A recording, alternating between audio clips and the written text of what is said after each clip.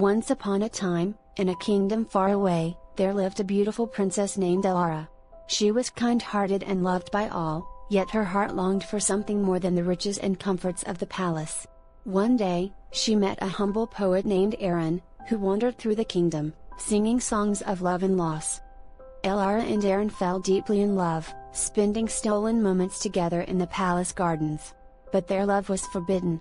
The king, Elara's father, had promised her hand in marriage to a powerful prince from a distant land, ensuring the safety and prosperity of the kingdom.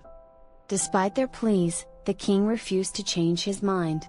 On the eve of her wedding, Elara met Aaron one last time.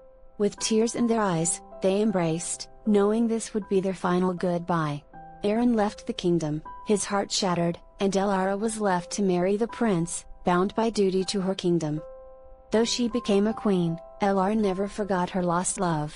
Every night, she would stand by her window, gazing out at the stars, wondering where Aaron was and if he still thought of her. And as the years passed, the memory of their love became a quiet ache in her heart, a beautiful but bittersweet dream that could never be.